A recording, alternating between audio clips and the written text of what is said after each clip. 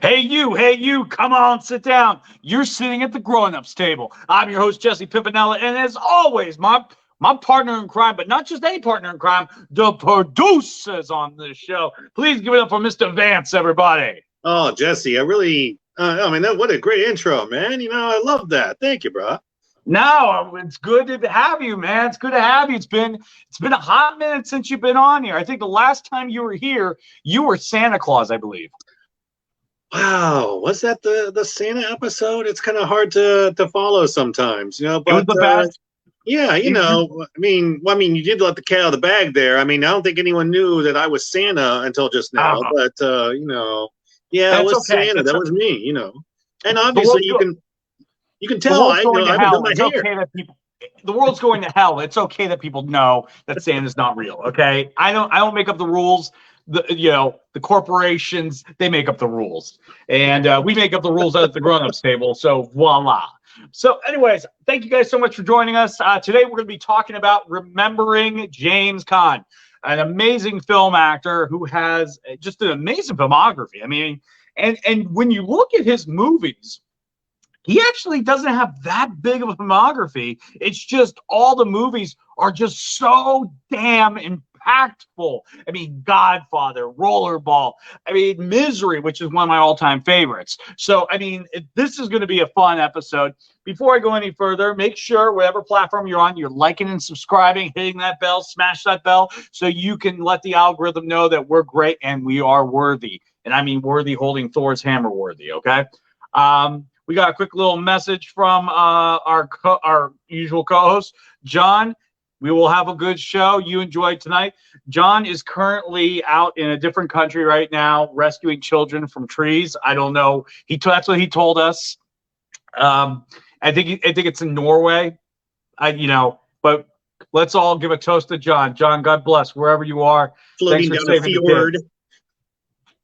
Thanks for saving the kids. Anyway, that's the best excuse. Always say you're saving the kids. If you're ever late for something, what happened? Oh, some kid tripped. He started bleeding. They stitched him up. Oh, you're a good person. Yeah, you don't want to oversell that story. You make sure it's not in the news. Oh, yeah. Then you just say the kid was a piece of shit. He's not newsworthy. Look, no one would have. I saved that kid because nobody wanted to save that kid. That's why. All right. And that's why I'm such a good person. I had to save the kid. So I think it's a way to go. It's a way to go with saving kids. But anyways, we're not going to be talking about saving kids tonight. Oh, no. We are talking about Mr. James Caan, who passed away last week. And like I said, it really goes to show you how great of an actor he was. He didn't have that many films under his belt. But it's just impactful. To be a part of The Godfather, you know what I mean? To be a part of Misery, which is without doubt one of the greatest Stephen King novels. Rollerball, which is now, it's in a weird way, I'm like barely fiction. I have a feeling, give it a few more years, Rollerball. Because didn't Rollerball take place in 1991? What was the year? Oh, the remake, or when it was actually set? Yeah. Oh, I think it was in the late 90s. The late 90s. Yeah, because I know Alienation, which is something we're going to be talking about later tonight, which I rewatched that movie after not having seen it in a long ass time, and I was like, damn, Netflix ripped this movie off. They made Bright. Literally, no, people. Netflix stole Alienation and they made it with fairy tales. It's the same plot.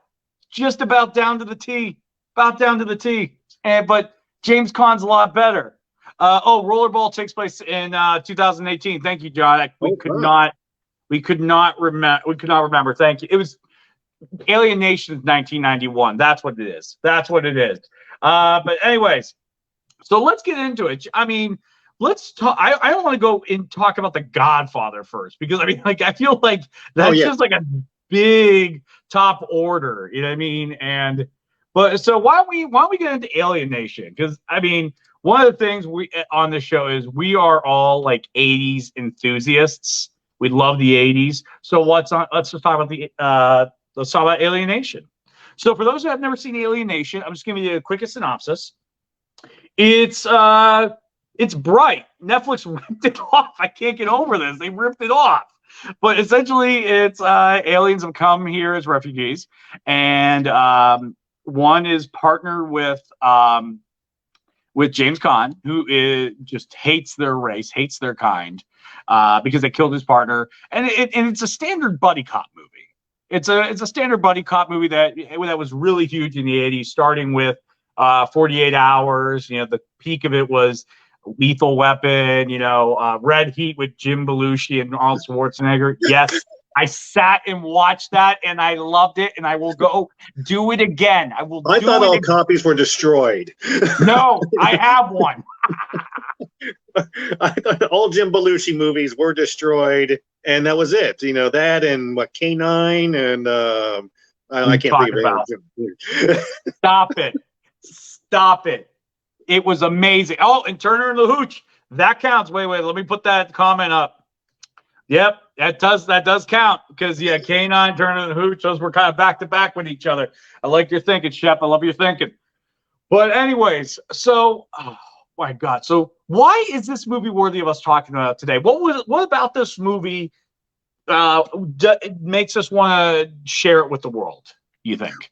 Well, I think the thing you really talk about is, I mean, obviously we're having a whole episode about James Caan, so we're already acknowledging him as a fantastic actor. You also have Mandy Patinkin, who has been in tons of great roles, and maybe not the first guy a lot of people think of when they think of great actors over the last 30, 40 years, but he's definitely has to be in the conversation when you go back and look at his work. So Mandy Patinkin and all of that, makeup with dots and everything that's going on with him. So you have both of these really powerhouse actors in a movie that, probably was not the biggest budget of its time, but really, But at the core of it, you have, like I said, you've got a kind of a buddy cop where they actually don't get along. So you have a very 48 Hours kind of vibe. And you have these powerhouses working together. And like good science fiction should be, it's got a very good story that explains, that takes modern problems or conventional problems and puts them in a different light, so that people are like, oh shit, I've been a racist this whole time, or whatever it's going to be. Yeah, because wasn't one of the lines from the movie, I love it, like, because the refugees come to America, and the one guy was like, why can't Russia take them? And that was a very excellent thing. Funny enough, the alien character, who's the main character, I only know him by the original name they had in the script. I can't remember it's San Francisco, right? San Francisco, yeah. Do you know what his name actually was in the script? No. It was George Jetson. And I don't know why they changed it, but if you watch the movie, you could see their lips when they say his name. It doesn't match. They're still saying George Jetson. What did they roll with that and then have to change it in post because they didn't have the rights to George Jetson? Nice. Yeah. But I kind of I kind of liked it was like that, because his character is kind of this naive, like seeing the best in the world, and he kind of felt like a cartoon character in the best way possible, like he's always trying to be helpful. Like, hey, I know the reaction you were trying to get when you kicked him in the groin. You can't do that. You have to go right under the armpit. And he's just being helpful. I just love it. And you might not realize this, Jesse, or you might have seen that in your research on this. It actually spawned a TV show. The original actors did not go for it, but it was on Fox for years after that, and it still same premise. These are cops. They don't always get along, but you're still dealing with all these issues that you would have when these aliens come in and start problems, or people react to the issue of aliens being there, and those are problems. And so, you've got a really firm foundation that these two masters can really work with, and I honestly, I would say, I don't know about timeless, but I would say that it's a story that could be redone right now if you had to recast. Oh, and yeah. You could redo the whole thing, and it really wouldn't be that big of a problem. No, it wouldn't be. I mean, here's the thing: you wouldn't be dishonoring James Caan. James Caan hates this movie. He does not Oh, I like didn't it. know that. Oh, but no, he does not. I think it was like some interviewer brought this movie up, and James Caan just goes into his like, why? Why the fuck would you bring up that movie? Just in the best James Caan fashion. He just like, I don't like you. But I just found that so hysterical. But Well, yeah, because this movie, I mean, the way it was made, it wasn't. It never felt like a standalone movie. Did you get that feeling? no, you're right. Because there were so many more stories to come. There was more issues for these guys to deal with, and that's really kind of where the series took off. But yeah, absolutely. I think everyone kind of went in with the expectation of, all right, this is a movie that's probably going to flop, and I don't give a shit. Yeah. But still, you still had guys who gave great performances. Even Terrence Yeah. Stamp, who shows up and gives a great performance. Yeah. It should be said, and you kind of talked about his filmography. This was coming out of the desert for James Caan. 6 years he was out of acting. I think it was it rehab, drug related, I believe it was. Yeah, he finally got out of cocaine, and we've all been there. And so still there. I mean, how do you think Jesse's so amped for these shows? Hey! So he was kind of coming out of it. He probably feels like this was not his best work. Probably, is this like, to get back in the game, I did this stupid alien movie, but it's not a stupid alien movie. And I actually kind of disheartened to hear that he actually didn't like to talk about it, which is tough. But it's James Caan, so he can decide what he wants to talk about and not want to talk about. So there you go. Well, it's kind of like the interview that Harrison Ford gave one time, and someone asked him. They were like, what do you think Han Solo's favorite color is? And Harrison Ford goes, his favorite color is, I wish George Lucas dies. Just fucking, and I just love, I remember at one point I was distraught when I found out he hated being Han Solo, but then it started becoming just, part of the charm of just because I get why he didn't like it to one aspect, and this is just one aspect. There's many aspects because he wanted to be Indiana Jones, but Disney was like, "Come on, you're gonna be Han Solo again. We got to do." It's like that commercial with the guy with the fishing rod with the dollar, except the dollar is Indiana Jones 5. Oh, you gotta be quicker than that. That was it. That was it the entire time. Yeah, but at least he was like, they were like, Harrison, can we talk about Hanover Street? How about we talk about Force 10 from Navarone? Let's talk about some of your shit movies that you did, Oh, let's talk Hollywood about that. Homicide. Let's make that sequel. Come on. We'll get Josh Hartnett. I don't think he's doing anything right now. Oh, God. I love how the 90s and the early 2000s forced him on us. They try. They're like, come on, you're going to love Josh Hartnett. And we were like, no. Well, you have that every once in a while. Yeah. You have that every once in a while. Like someone gets pushed onto you, and it's just like, for a while, what's his name from the Smurf movie, Sam Worthington. He was a guy that was getting pushed up for a long, long time. It was just like, all right, I don't want to see a Sam Worthington Shakespeare adaptation on film. All right, just get out of here with this shit.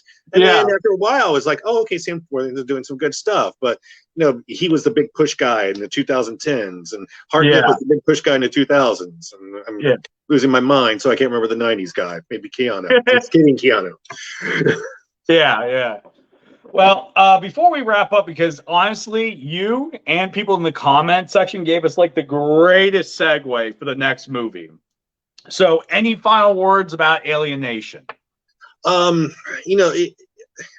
really. Again, it is a movie that I think we hit it there. It is a movie where the message is still really works, and it's it's good sci-fi, so the message is always going to be necessary, or I should say, yes, thank you. Capture racism and prejudice very well. Those are issues that are going to plague humankind until the last one of us is dead. So I would say that, go back and watch it now. It still holds up. Still very viable film. I think it does too. And by the way, John, I do like Homicide. Don't worry, man. I like it. Now, anyways, so if this movie wasn't James Caan's true comeback film, what would it be after this? What could it have been? Well, Rob Reiner, he had an idea, and it was to take one of Stephen King's greatest novels and make it into a movie where he would star as Paul Sheldon. Enter Misery, which ironically, I love this comment real quickly. It is a book about cocaine. It really is. Like it is. I mean, it's metaphoric, obviously. In this case, Annie is kind of the cocaine habit that Stephen King felt he had, and he was Paul Sheldon. But anyways, this was the first movie that came to mind. Like, I know he has more acclaimed films, but for me, he will always be Paul Sheldon in my head because I've always loved Misery. I think it is a fantastic horror movie, and it's just, I mean, Kathy Bates knocks it out of the park. I mean, she just came off a Broadway stage. She wasn't a well-known actress at the time, and wins an Oscar for a horror film, which everybody will now call a thriller because horror is a dirty word at the Oscars. We do not say horror, but she was just brilliant. And this is truly how you know how brilliant her performance was. You would freak out. Like, remember that scene where James Caan's in his wheelchair? He's trying to wheel around the house while she's gone, and he knocks over that penguin. He catches it. But when he puts it back on the wrong way, and everybody goes, no, because she's gonna know. And like, to build those two actors truly built the tension between those movies. And James Caan played such a good character because he played a likable person, he kind of wasn't likable in a weird way. Like, because there was times where you felt he was being hard on Annie, but then you had to remind yourself, no, Annie's psychotic. Right. But what's your thoughts on Misery and Mr. James Caan's performance? Well, I think the last part you just talked about, where you start feeling about, how James Caan reacts to Kathy Bates, as the audience member, you start getting that Stockholm syndrome. You start and for a horror film, this could, I don't know if it has been already, so I'm just going to say this is very much a play. This is two people in one room, and it's a really a one act play for the most part, but it really works. And James Caan doing all of the work mostly from a bed, just in this laying position. And where a lot of movie actors will tell you, you don't turn it on until you get the close up. So but he's turning it on. He obviously got that from Brando. Gene Hackman actually said that. That makes sense. And I was like, God damn it, Gene, man, what do you got to say stuff like that for? Gene, shut the fuck up. Yeah. Your last movie was Mooseport, all right? And understandably, he walked away from film after that. He's like, you know what, fuck this. I'm not doing any more of this shit. How does it feel that your last project is with Ray Romano, and that made one of the greatest actors in the world to go, you know what? I hate this. Just fuck this. I'm done. Well, I don't know who read the script, Mooseport, and said, you know what, Gene, this is great. You know what? Read through this script. This is fantastic. You're going to be great in this. They're going to remember you forever for this. Yeah, they're going to remember that was the last fucking movie you did, dude. But it really is a play. And when you have, again, he's teamed up with an actor of incredible caliber. You felt everything from those two. They gave you everything, and in every scene, not just the close-ups, like I said, in the scene where he's in the wheelchair, he's moving around the house. You're feeling that tension so badly. I saw it in the theater. I'm that old. I'm jealous of you, man. Because the energy in there must have been so fucking tight. Right. Oh, it's like having a weight on your chest. If you have an older brother who would put a knee in your chest and then smack you in the face, that's what it was like. It was like, Jesus Christ. Funny enough. Oh, sorry. No, you go ahead, bud. I was going to just say one thing. It was something you said earlier, how this could be a play. It actually was a play. And the characters, the two actors they casted, because at first I heard this as a play. I'm like, how could they capture that energy? When they gave me the actors, I was like, oh.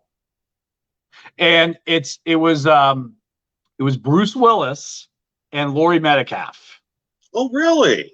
Right? You see how you perked up? You're like wow, that could be I would have liked to have seen that. Shit. Right? There had to be some bootleg on YouTube. If anybody can find that, find it. Because Laurie Metcalf, while she's known for morally comedic roles, if you've ever seen Scream 2, holy shit. You know what I mean? And so, and Bruce Willis, I mean, I think he could definitely play this role. So, I mean, I heard it had good reviews. So, but anyways, back to you, Vance. I didn't mean to cut you off. No, you're good. And when you start getting into the sheriff knocking on the door and shit like that, you get so hopeful for the character. You're like, is he gonna get out? You had so many of those moments where he was so close, and you felt every single one of those moments. And we're gonna say this all night. Caan delivers in every single one of those moments. You feel that energy from him, the excitement from him, just from his body language. Even when his legs are all fucked up. In twisty twirls. Like, honestly, for me, I've always felt this was his best role. I know some people say that's blasphemy, and trust me, I'm Italian. Everybody's like, well, but what about The Godfather? I'm like, look, I love The Godfather. The Godfather is great, but obviously it took a toll on him. High five right there. Come on, he died at a toll booth. Anyways, so just had to do that for myself. That was just for me. Anyways, so, but I just think this film was just fantastic. And like I said, it was simple. It was easy. I mean, definitely easy as in like what they needed to make the film, but obviously these actors gave everything. Because I want to bring up Tom Cook.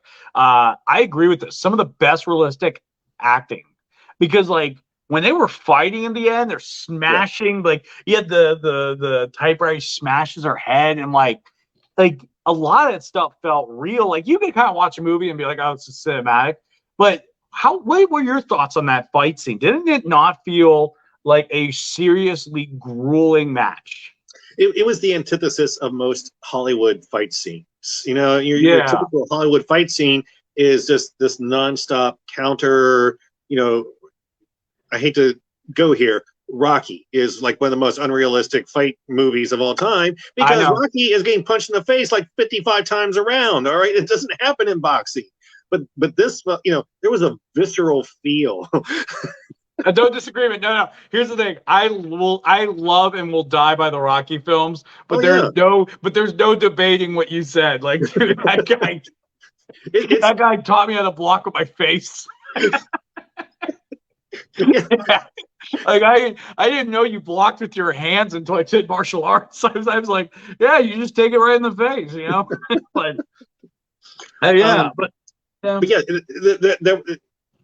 it felt primal. It felt gritty, and because of all of this buildup that you'd had as an audience member, you were so tied. You were so hopeful. You were like, oh man, don't let me down again. One more goddamn time. But but the scene itself was you never felt like he was really going to get away until he finally got away. They kept you hanging so many times. Even when he bashed her face with a typewriter, it still felt like, all right, how the fuck is she going to get him now? Did she tripwire the front door? I mean, what the hell? And that goes to show you just the tour de force acting on her part, because it never felt like it could be over. It never felt like, even to the point how the movie ended, where he starts to hallucinate and see Annie. You know what I mean? But James Caan, just seeing him play this like mental chess with Kathy Bates was to me taking class as an actor, watching that occur. And like you said, he's laying down. Because if you watch a lot of his movies up until that point, I mean, the guy is very, I don't want to say he's physical like how Rob Williams can be physical acting, but I mean, like, there's a certain body language he does exhibit. Like when he played, like when he played Sonny, right? you know, like he had that swagger, man. He had this like you don't fuck with him. You know what I mean? And so like to see him I always think it's amazing when you see an actor get one thing taken away from him, and it's like, all right, now do your best role, and it's like boom, and it's like whoa, you know. Let's see. I just want to jump over to the comments sections. Oh yeah, they did. Yeah, they did. It was a good movie. Let's see. Although she didn't hit her Dusty Muff prime until about Shep with the hot takes. I'll go as far and say Waterboy. All right, I'll go as far because Ben Franklin, the devil. So I will counter and say Waterboy. Okay, I will always do that. And it was so funny when Kathy Bates did get nominated for an Oscar recently. Adam Sandler said, "Go get him, mama," on his Twitter, and I thought that was just hysterical. I thought that was just so funny. I love James Caan lays out the most logically sound position on how that paper wouldn't work, and Kathy Bates melts the fuck down. I know, dude. I love how unhinged Kathy Bates was. Like I that was the brilliance to that. Never read the book, but the tension throughout the entire movie was thick. And you could cut it. The book is good. The book is very interesting because you really can see just how crazy their thought processes are. Because it's so weird. Like they jump thought, and it does feel like somebody who wrote this did cocaine. Like, so it is kind of which he did. He did do a lot of cocaine. All right. I mean, if you ever want to know how much cocaine he did, how much cocaine did he do? Oh, watch the movie Maximum Overdrive. Just watch the trailer. The trailer's hilarious. The trailer is barely about the movie. It's Stephen King just talking to a camera with his eye crossed, like, "I'm gonna scare the shit out of you." Like, and I'm just like, "I'm with a truck." So, no, I love that. That would just crack me up. Let's see. Let's see. We got yep. Let's see. Smudge. Oh yeah. The paper. Yeah, paper. SK did.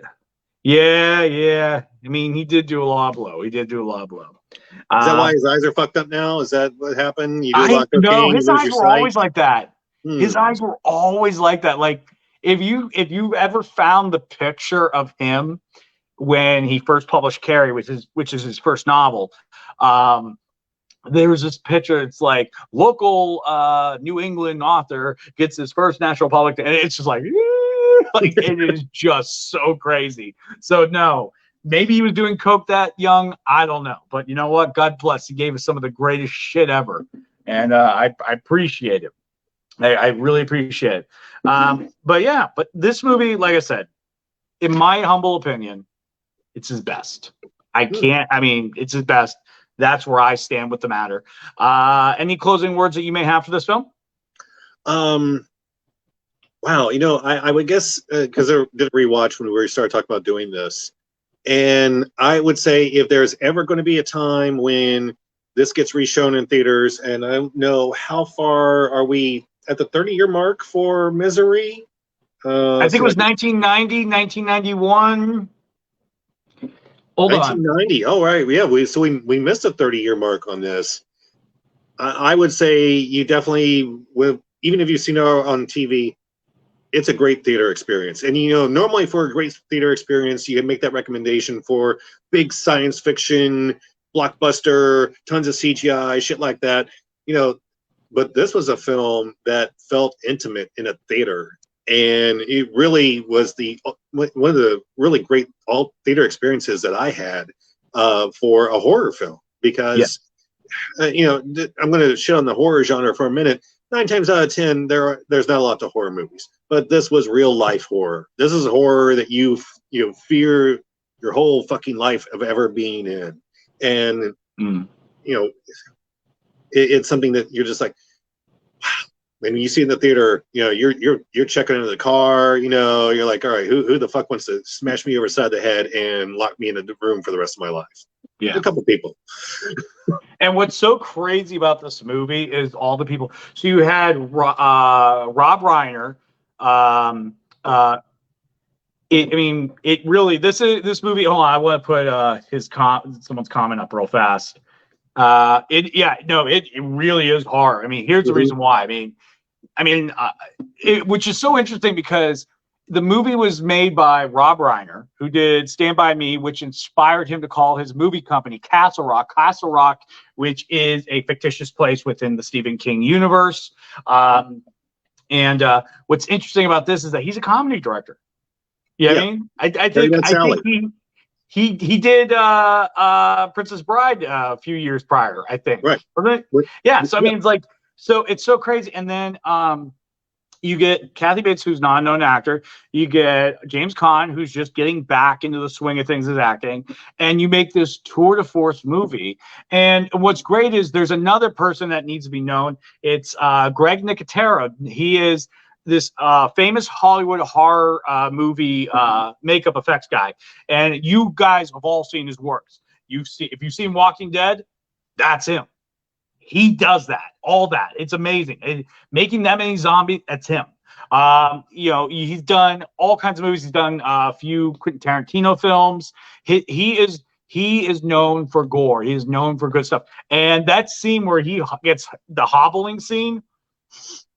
No, in the book, it's an axe that cuts off his foot. But they felt if they use an axe, Kathy Bates' character will be too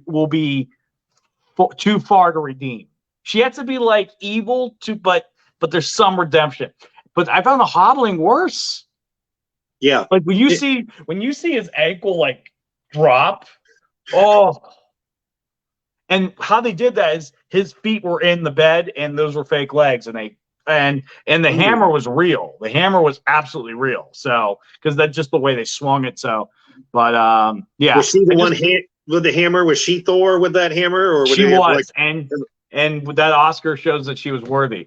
Tom brought up a good point. I think Castle Rock is code for cocaine. That is about it. That actually is. That is true. And also, it is the logo after every Seinfeld episode. They do produce it. You're absolutely right. So there you go.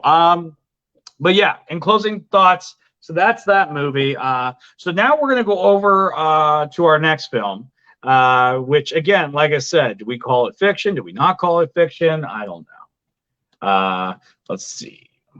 We'll bring it up. So let's talk about Rollerball.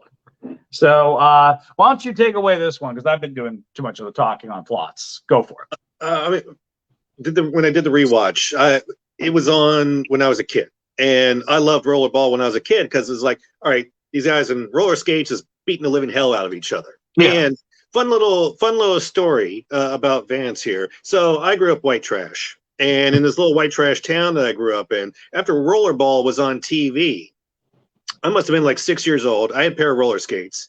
I'm holding on to the back of my brother's bicycle, and there were some kids that we always fought with down the street. I'm holding on to the back of the bicycle here. He's revving up, and then I let go and blast right in these kids, all because of Rollerball. So there you go. It was. I had a real connection to it then. You gotta do that one move where he's like riding on top of the one guy, and then you see him just flail off to the side. Let's come down, boom.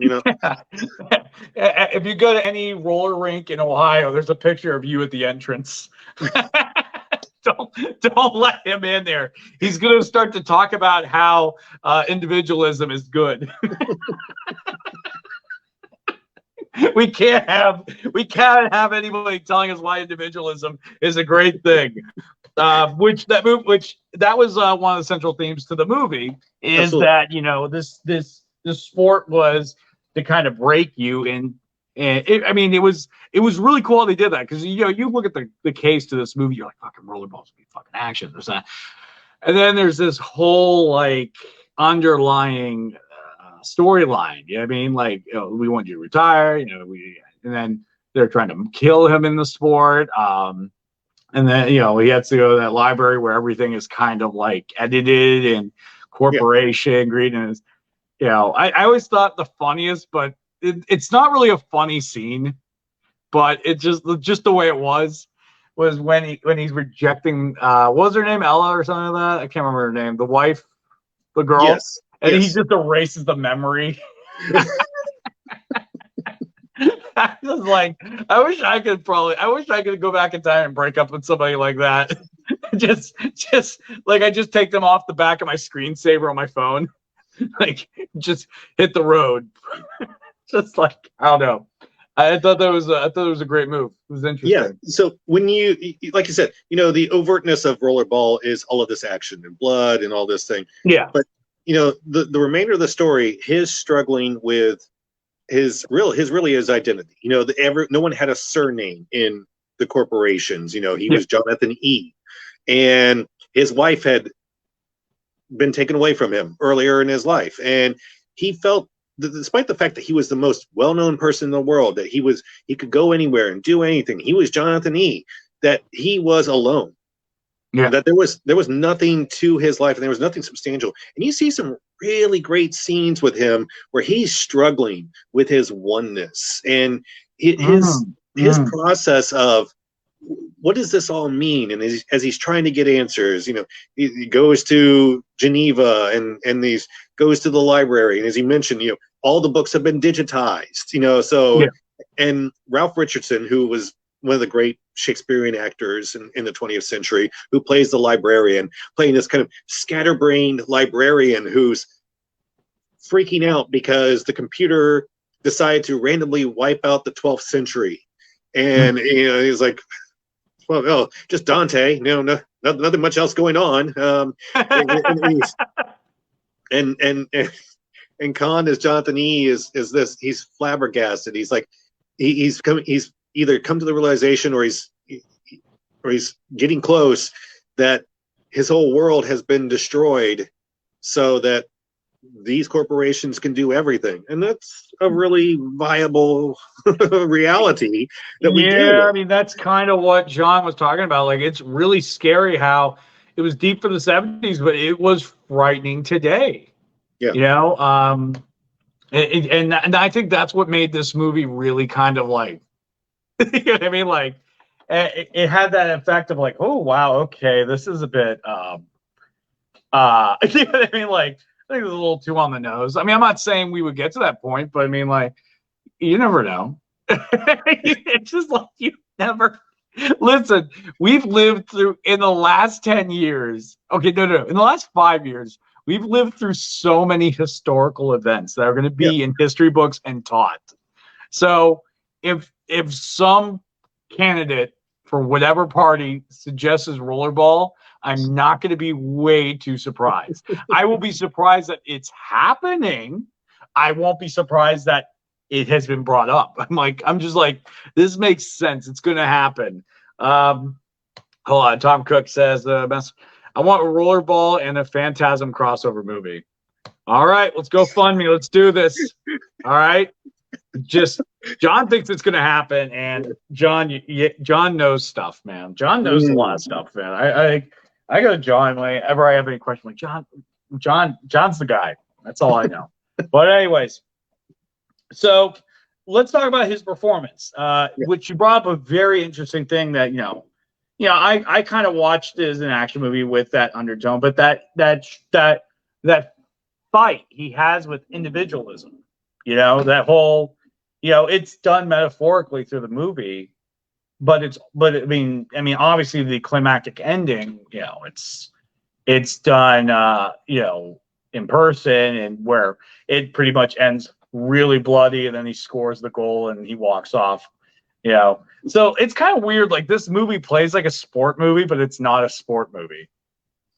No, it's not at all. There was a deep think movie that has a wrapping paper of sports around it and sports and violence around it. And to your point, the end, it was in a way kind of like good bittersweet sci-fi that does this kind of thing, like the end of Animal Farm, or even the end of This Perfect Day. The individual won, but everything else was ruined all around him. All of his friends were dead. All of his teammates were dead. The other team was all dead.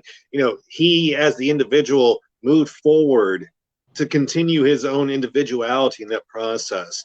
And it really gets you sometimes when you just think about how how he must have felt in that situation, or how Jonathan E. must have felt in that situation, that he could have walked away, and we wouldn't have they wouldn't have introduced all these rules that would have killed everybody. He would have lived the rest of his old life like, well, you know what? I actually killed everyone I fucking know. It's kind of like the NFL every year when they make a new rule up, but just less murder, just a little less murder. Like they're not saying like, the wide receiver could use a switchblade, but I mean, like, it's like they gotta make some rules up. They gotta keep everybody on their toes.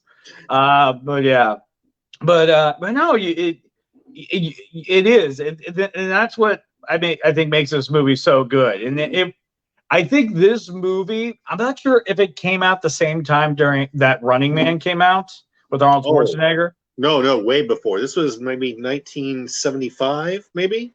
Okay. The reason why I bring that one up, 75. The reason why I bring that up is because Running Man, which was written by Stephen King under the name Richard Bachman, it was kind of this dystopian storyline that was to kind of go into some of these themes. Obviously, the movie didn't do that. It just became Arnold Schwarzenegger kicking a lot of ass. You know what I mean? Richard Dawson, Schwarzenegger, Dawson, the duo we'd been waiting for the whole 80s. but it's kind of it's this movie, in my opinion, kind of because I can't think of another movie before this that kind of spawned that sort of like meta sports dystopian future kind of like deal. Like, I mean, without this movie, you wouldn't have Hunger Games. You know what I mean, kind of deal. Yeah, I mean, like this was Hunger Games on rollerblades. You know what I mean? You know what I always wondered about Rollerball?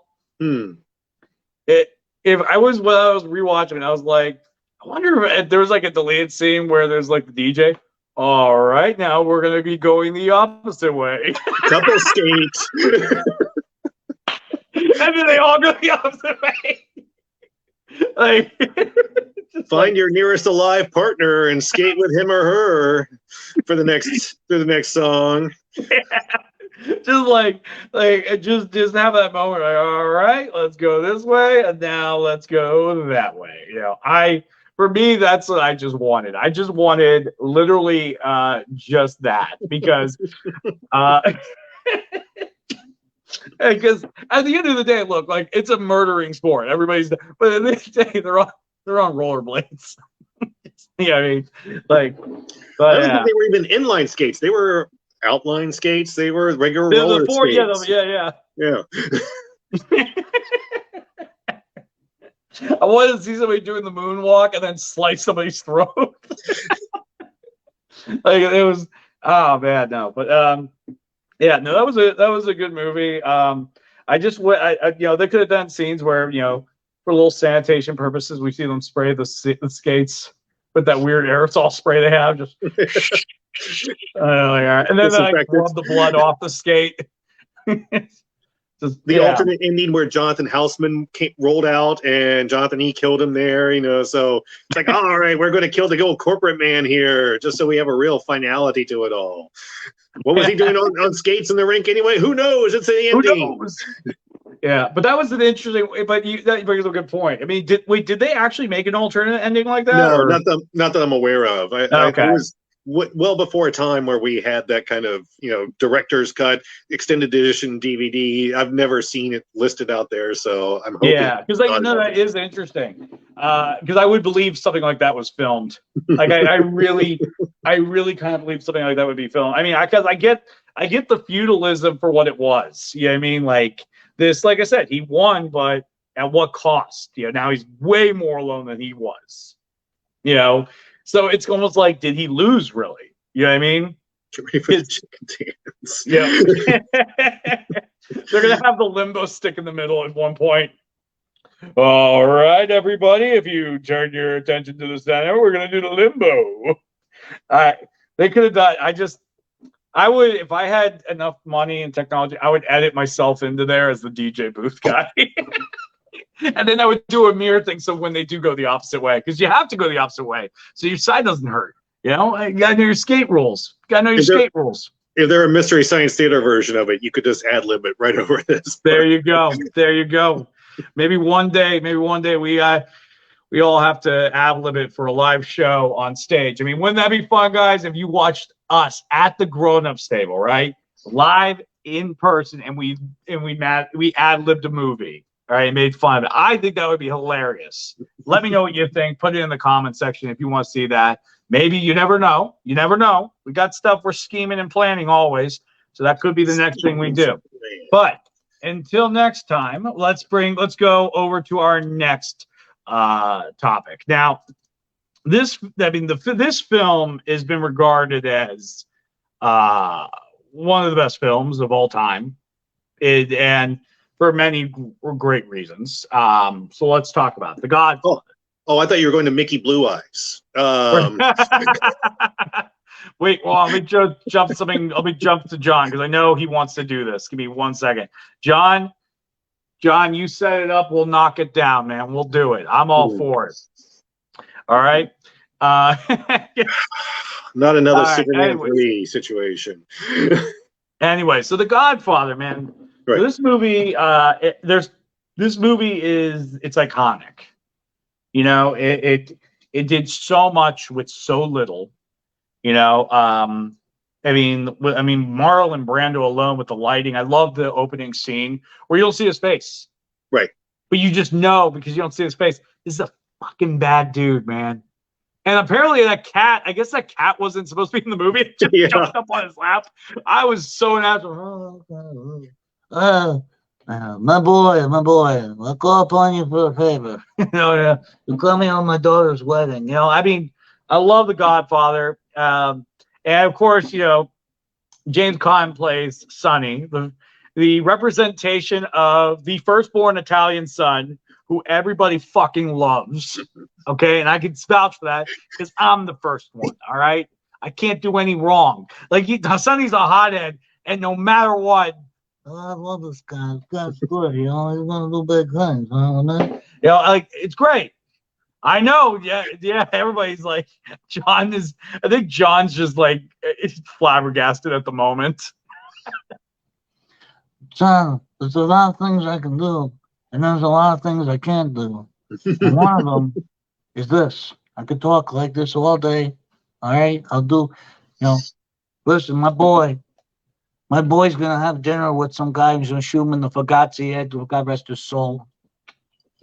Yeah, but anyways, so Fagazzi, that's Italian for fake. Otherwise, so he shot him in the fake head. I mean, well, he did it because it had to be a fake head. I mean, you know, so the actor's still alive. Anywho, so Sonny, man. So let's talk about his role. Let's talk about James Caan's performance in this. So if you go to the novelization of The Godfather that Mario Puzo wrote, and for very cheap money because he was in deep with loan sharks, sold the rights to right away. True story. I know, and that's like the perfect way for this movie to be born. Just keep going. Sonny, when you read the novel, you couldn't have. He had to either decide James Caan was a guy that was going to play Sonny if it was going to turn into a movie, or he knew James Caan or whatever it was, because Sonny is almost perfectly described as what James Caan looks like. You know, big, broad shouldered, curly hair, you know, Cupid face. You know, it's all James Caan. So when you see that James Caan was going to play Michael for a little while, I saw that. Yeah, it's almost like no, it doesn't. And while it's very hard to imagine anyone else playing Michael, it's really hard to imagine anyone else playing Sonny, because this hot-headed, violent, yet everyone loved the fuck out of Sonny, as you said.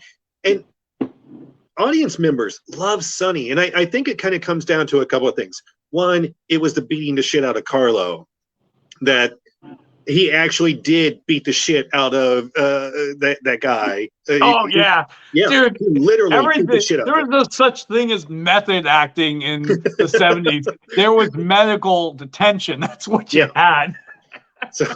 So if you and I saw that guy came out the other day. He's like, oh, you know, he wanted to be in something I was doing. I'm like, all right, first of all, you were never doing anything. You're right. You're always fucking Carlo. All right. No one liked you ever in the history of film, and your fucking IMDb page shows that.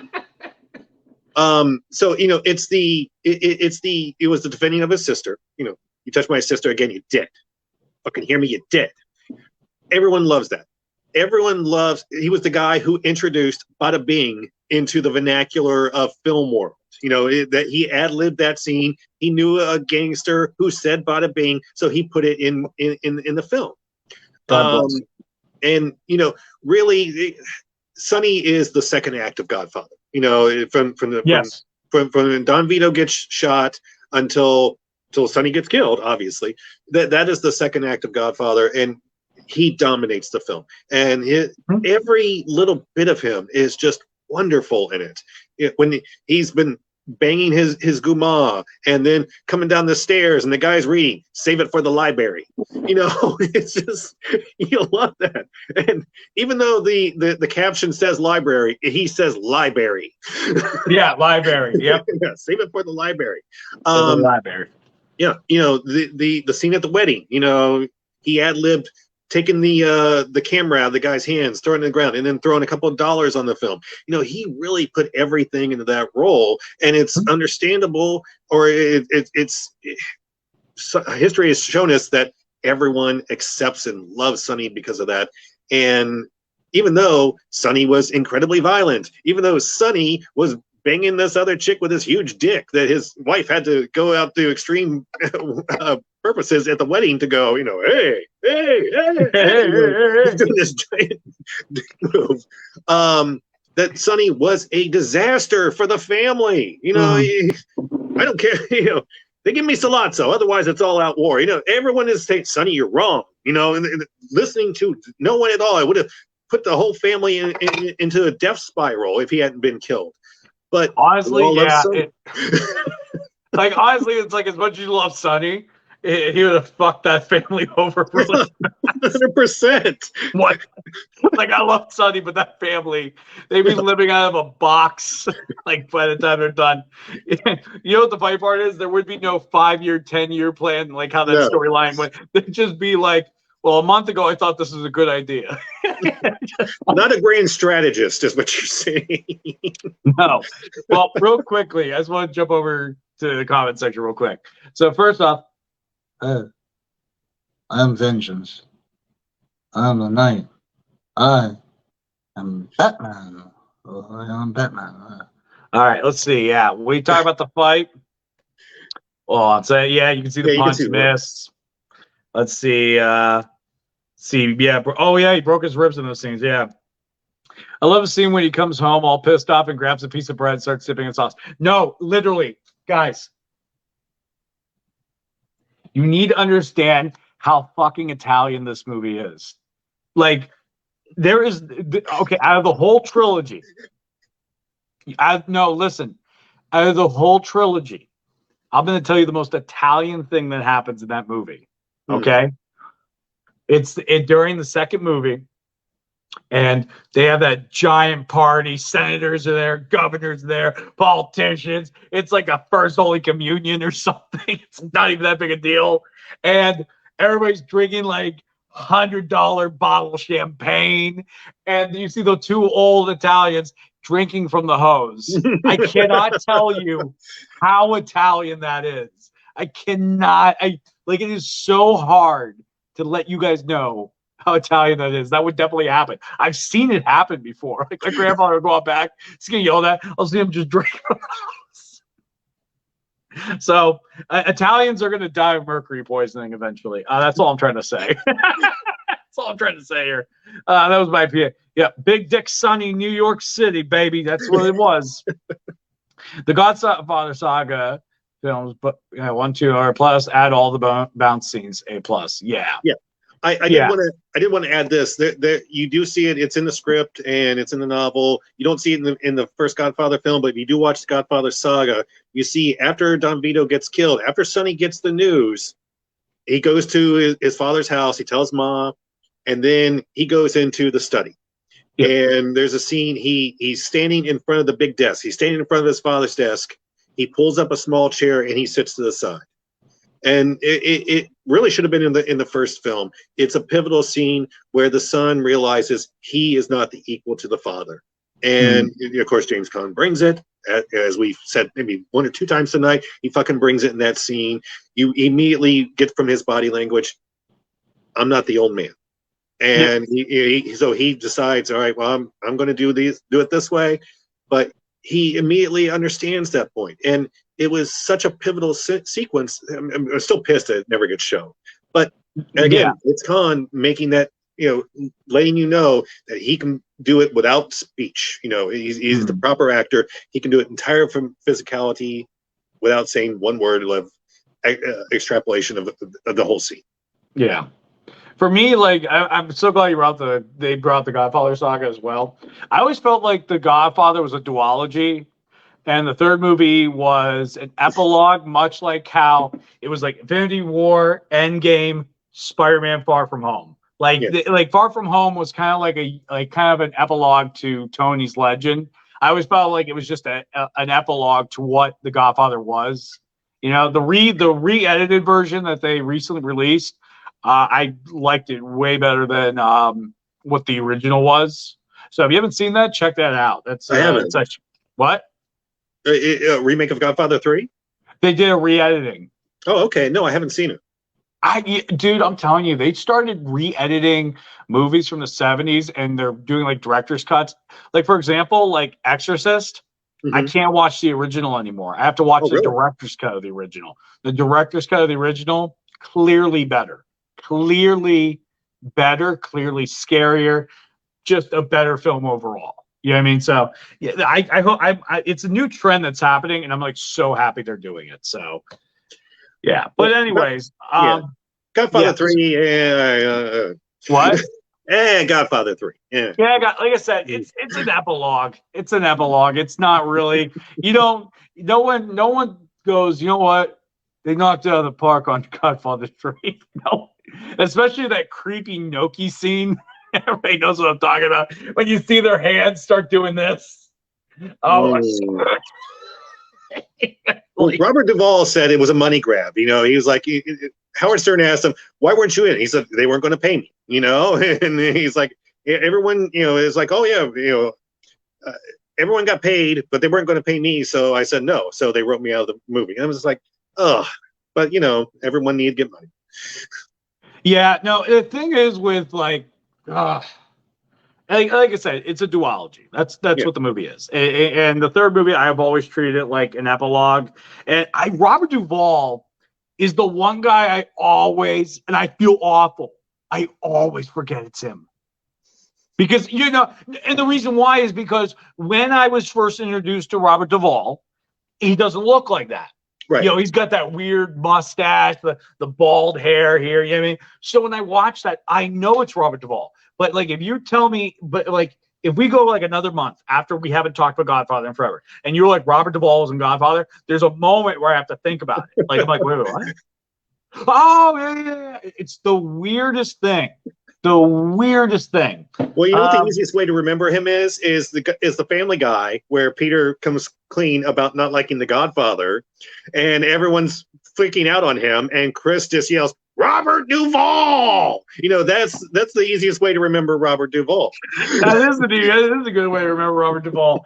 No, I mean, not to say Robert Duvall didn't do great in that. I think sometimes people they're so good at the role they're playing that you forget it's them, and I think that is the thing that makes acting amazing. You know what I mean? Like Robert Downey Jr. when he did Tropic Thunder, like I forget that's Robert Downey Jr. a lot. Like I really forget it's him. Like I have to, oh yeah, that's him. That's him in there. Okay, got it. There's moments where or Heath Ledger, like when he plays the Joker. Yeah. Like I have to literally go, that's the guy from from Knight's Tale.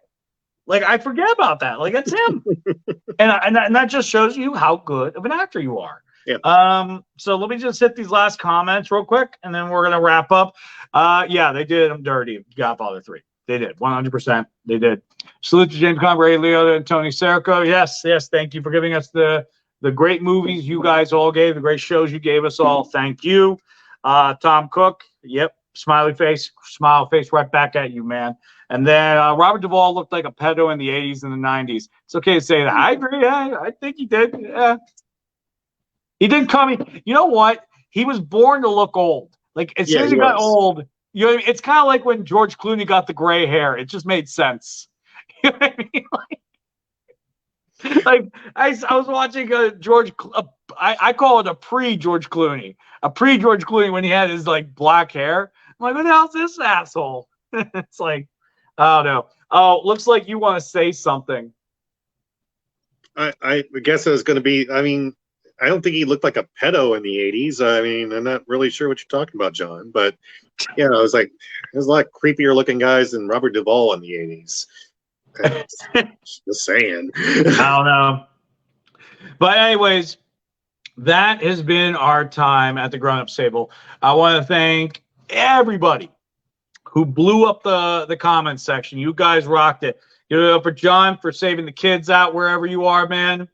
Keep saving them. All right, do your thing. We'll donate money. Tom, thank you for blowing it up as well. You rock. William, thank you so much, man. You guys are killing it out here. I'm not going to forget anybody. I don't forget. Shep, man, you rock, man. Thank you so much. Hold on. There's somebody else. Are we forgetting anybody? No, we're not. Nope, we got everybody. And if I forgot you, call me out. At me at the grown-ups table. Be like, you dirty rat. You dirty rat. On the day I watch your podcast, you didn't say my name. I'm trying to give you a great comment. Fuck you. You know what I mean? Like, I want you to at me, man. I want you to do that. But anyways, thank you guys so much for tuning in. You guys rock. Make sure you tune in next week. We got more show for you. There's a lot of things to talk about. You don't know. We'll tell you what the next episode's about. I mean, look at it. We got Miss Marvel. We got Thor. We got The Boys. We did Stranger Things last week, which you should catch up with that past episode on YouTube where you could like and subscribe us and tell the algorithm, hey, we're worthy. So go do that right now. Go do that right now. Let the algorithm know, the great almighty algorithm, that we are great and we're excited to do more shows and we want to reach a bigger audience. We thank you guys all for helping us out. So until next time, I'm Jesse. I'm Vance. He's the producer who's producing the goods. You've been sitting at the grown-ups table. Thank you and have a wonderful evening, everybody. Take care, man. Take care. You